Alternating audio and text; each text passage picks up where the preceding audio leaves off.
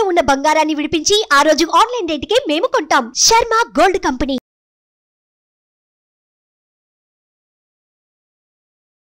నమస్తే, welcome to Suman TV. నేను మీ యామ్ని. ప్రస్తుతం మనతో ఉన్నారు ప్రముఖ ఆధ్యాత్మికవేత్త, ప్రముఖ జ్యోతిష వాస్తు పండితులు బ్రహ్మశ్రీ వేలూరి రవికిరణ్ శర్మ గారు ఉన్నారు. గురుగారితో మనం మాట్లాడదాం. నమస్కారం గురుగారు. నమస్కారం. గురుగారు, ఈ నెల మనకి సూర్యగ్రహణం ఉందంటున్నారు. అంటే పంచాంగంలో ఎక్కడ చూసినా కూడా కనబడటం లేదు. ఒకవేళ ఉంటే ఎలాంటి నియమాలు పాటించాలండి? మనకి వర్తిస్తుందా అసలు? సూర్యగ్రహణం అనేది 8వ తారీఖు ఉందమ్మా గ్రహణం. అయితే ఏమిటంటే మన దేశంలో అయితే లేదు, ప్రత్యేకంగా చెప్పాలంటే.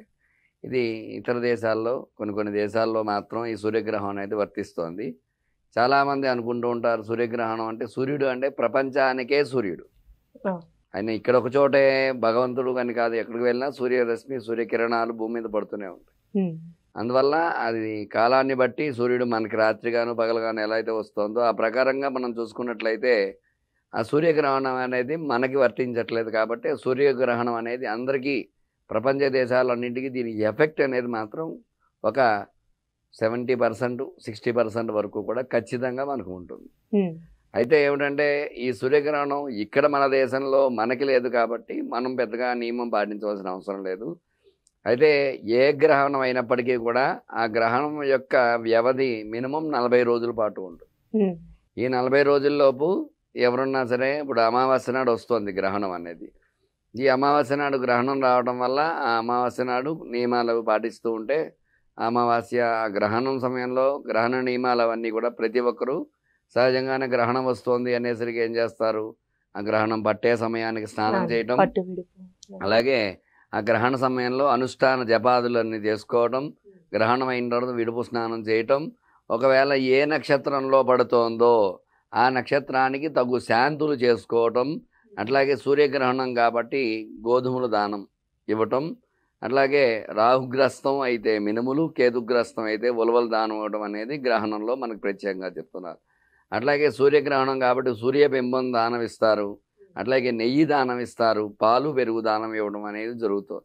వీటితో పాటుగా స్వయంపాక దానం, వస్త్రదానం ఇట్లాంటివి, ఎర్ర వస్త్ర దానం చేయడం సూర్యగ్రహణం కాబట్టి. చంద్రగ్రహణం అయితే తెల్ల వస్త్రం దానం చేస్తూ ఉంటారు. సూర్యగ్రహణం సూర్యుడికి ఎరుపుగా ఇష్టం కాబట్టి ఎర్ర వస్త్రాలు దానం చేయడం, ఇలాంటివన్నీ గ్రహణంలో చేసే నియమాలు అవన్నీ కూడా.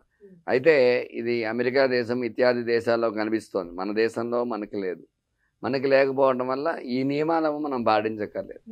అయినప్పటికీ కూడా మిగతా దేశాల్లో ఏ దేశాల్లో అయితే గ్రహణం కనిపిస్తోందో ఆ దేశంలో ఉండేవారు ఆ నియమాలు పాటించాలి.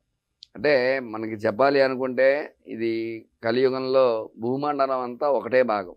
ఈ దేశాలు అనేవి మనం విభజించుకున్నాం. అందువల్ల ఈ దేశాలు అనేవి విభజించుకోవడం వల్ల పలానా చోట కనిపిస్తుంది. సమయాన్ని బట్టి, సమయానుకూలతను బట్టి. అంటే మన దేశంలో సూర్యోదయం నుంచి సూర్యాస్తమయం లోపు గ్రహణం పడితే ఆ పట్టు విడుపు అనేవి మనకు ఉంటాయి. ఎప్పుడైతే ఇక్కడ మనకు ఆ టైంలో పట్టట్లేదో ఈ ప్రాంతంలో మనకు ఆచరణలో లేదు. ఎందుకంటే మిగతా దేశాల్లో సూర్యుడు వెళ్తూ ఉంటాడు, ఒక్కొక్క చోట ఒక్కొక్క సమయం మారుతూ ఉంటుంది. ఇప్పుడు అహ్మదాబాద్కి వెళ్ళాం అనుకోండి, సూర్యాస్తమయం 7:30కి సాయంత్రం.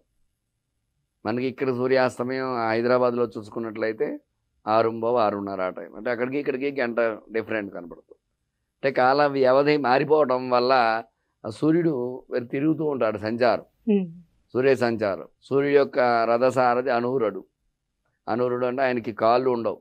కాళ్ళు లేకుండానే ఆయన సూర్యు యొక్క రథం తోలదు. ఏకాశ్వమేక యోజనం ఏక చక్రమేక దూరం. ఒకటే చక్రం, ఏకాశ్వం, ఒకటే అశ్వం, దాని పేరు సప్తాశ్వం అని పేరు. అంటే 7 గుర్రాలు ఉంటాయి సూర్యుడు అని చెప్పేసినని మనకి ఫోటోల్లో వాటిలో చూపిస్తున్నారు, కానీ అది శాస్త్రం అయితే కాదు. ఒక గుర్రం మీదే స్వామి ఉంటాడు, ఆ గుర్రం పేరు సప్తాశ్వం అనే పేరు. ఆయన అనూరుడు అని ఆయన రథసారథిగా ఉంటాడు, సూర్యుడు వెళ్తూ ఉంటాడు. అందువల్ల ఏకాశ్వం ఏక యోజనం, అంటే 1 యోజన దూరం సమయానికి, 1 నిమిషానికి 1 యోజనం దూరం వెళ్ళిపోతాడు. అంత స్పీడ్గా వెళ్తూ ఉంటాడు, ప్రయాణం చేస్తూ ఉంటాడు సూర్యుడు. అందువల్ల ఈ ప్రపంచ దేశాలన్నీ తిరిగి వచ్చేస్తాడు ఒక రోజు అయ్యేలో. అందువల్ల ఆ సూర్యుడు ఎక్కడైతే కనిపిస్తూ ఉంటాడో ఆ ప్రాంతవాసులకు మాత్రమే సూర్యగ్రహణం ఎఫెక్ట్ అనేది మనకు ఉంటుంది. అయితే ఇది రేవతి నక్షత్రం మీనరాశిలో అవుతోంది ఆ గ్రహణం అనేది. అందువల్ల మనం పాటించవలసిన అవసరం లేదు. అయినప్పటికీ కూడా ముందు జాగ్రత్త కొద్దీ ఎవరైనా చేసుకుందాం అనుకుంటే ఆ రేవతి నక్షత్రం మీనరాశి వారు నేను చెప్పిన నియమాలు పాటించి చక్కగా రుద్రాభిషేకం చేసుకుని ఆ దానాదులు ఇచ్చుకుంటే సరిపోతుంది. ఈ యొక్క సూర్యగ్రహణం కాబట్టి సూర్యుడికి గోధుమల దానము అట్లాగే సర్పదానము ఇవి చేసుకుంటే ఆ దోషాలు తొలగి ఇంకా అనుకున్న, ఎందుకంటే ఎఫెక్ట్ అనేది వాళ్ళకి తగలకుండా, ఎందుకంటే ఎక్కడో ఏదో జరుగుతోంది అంటే అందులో భాగంగానే మొత్తం భూప్రపంచంలో భూమండలో భాగమే కాబట్టి ఆ ఎఫెక్ట్ అనేది ఒక 10% 20% ఆ నక్షత్ర జాతకులకి వస్తుంది. అందువల్ల రేవతి నక్షత్ర జాతకులు కొంచెం జాగ్రత్త వహించి ఈ గ్రహణ సమయంలో గ్రహణం వెళ్ళిన తర్వాత అయినా మర్నాడు ఉగాది నాడు చక్కగా బ్రాహ్మణ పిలుచుకొని బ్రాహ్మడికి దాన ధర్మాదులు అవి ఇవ్వడం ద్వారా ఆ యొక్క దాన దోషాలు అవి తొలగి సుఖంగా ఉండడం అనేది జరుగుతుంది. మొత్తం మీద చూస్తున్నట్లయితే ఈ గ్రహణం అనేది చాలామంది అపోహపోతుంటారు. గ్రహణ శూల నాడు ఉగాది వచ్చింది. ఉగాది గ్రహణ శూల నాడు మామూలుగానే ఏ పని ఏ శుభకార్యం చేయరు కదా, మరి ఎందుకు ఉగాది అని చాలామంది అపోహపోతున్నారు. కొందరు 8వ తారీఖే చేయండి, కొందరు 9వ తారీఖు చేయండి అని ఇట్లా అనేక రకాలుగా వింటున్నారు వార్తలు. ఇందుకే అవాస్తవికం అంతా కూడా. మనకి ఏమిటంటే పండగ ఏ రోజు వస్తే అదే రోజు పండగ జరిపాలి, అదే మన శాస్త్ర ధర్మం. మనకి ఉగాది పండగ వచ్చింది 9వ తారీఖు కాబట్టి ఆ రోజునే నిర్మోహమాటంగా మనకి గ్రహణశూల అనేది మనకి వర్తించదు. ఒకవేళ గ్రహణశూల ఉన్నప్పటికీ కూడా ఆ రోజే ఉగాది పండగ జరిపించాలి. ఒకవేళ ఇక్కడే గ్రహణం జరిగింది అన్నా సరే ఖచ్చితంగా ఆ ఉగాది పండగ నాడే ఉగాది జరుపుకోవాలి అందరూ కూడా. ఈ గ్రహణం గురించి అపోహలు పోవాల్సిన అవసరం లేదు, మనకైతే ఇబ్బంది లేదు. ఈ రేవతి నక్షత్రం పడుతుంది కాబట్టి రేవతి నక్షత్రం మీనరాశి జాతకులకు మాత్రం నియమాలు పాటిస్తే సరిపోతుంది. ఒక్క రాశి వారికి సరిపోతుంది. ఎందువల్ల అంటే అదే గ్రహణం ఇక్కడ పడితే 4 రాశులు 3 రాశుల వారికి ఎఫెక్ట్లు ఉంటాయి. ఇక్కడ పట్టట్లేదు కాబట్టి ఆ నక్షత్రం వాళ్ళు మాత్రం పాటిస్తే సరిపోతుంది. అది కూడా వాళ్ళకి ఒక 20% వరకు మాత్రం ఎఫెక్ట్ అనేది ఉంటుంది, 80% ఉండదు. ఎందుకంటే ఇక్కడ వర్తించట్లేదు కాబట్టి ఆ 20% ఎఫెక్ట్ కూడా ఇబ్బంది కలగకూడదు అనే ఉద్దేశంతో ఆ నియమాలు పాటిస్తే సరిపోతుందని. గురుగారు, ఇప్పుడు గర్భవతులు ఉంటారు, వాళ్ళు ఎలాంటి జాగ్రత్తలు తీసుకోవాలండి? వాళ్ళు కూడా ఈ రేవతి నక్షత్రం వాళ్ళు ఎవరైనా ఉంటే మాత్రం జాగ్రత్త వహించాలి.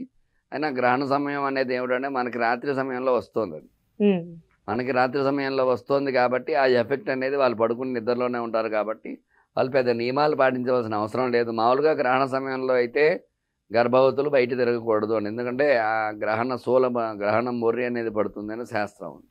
దానివల్ల పుట్టే పిల్లల మీద ఎఫెక్ట్ చూపిస్తుంది అంటారు. అందువల్ల ఆ గర్భవతులు వారికి బయటకు రాకుండా ఆ సమయంలో కొంచెం జాగ్రత్త వహించినట్లయితే సరిపోతుంది. చాలా చక్కగా తెలియజేశారండి, ధన్యవాదాలు.